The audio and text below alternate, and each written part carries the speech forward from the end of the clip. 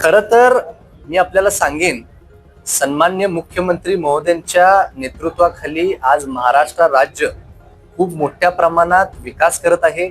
Infrastructure development जे माझ्या पिढीच्या लोकांसाठी अत्यंत महत्वाचं आहे, त्यावरती ह्या आमच्या सरकारचं भर आहे.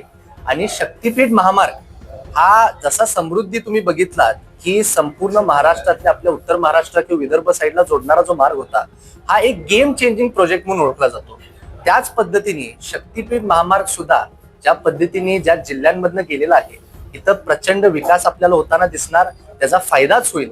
परंतु विरोधात काम करत असल्यामुळं काही नेते मंडळी त्या प्रोजेक्टचा फक्त शेतकऱ्यांना घेऊन त्यांच्यामध्ये काही चुकीचा निरोप देऊन किंवा त्यांची दिशाभूल करण्याचा प्रयत्न करतात.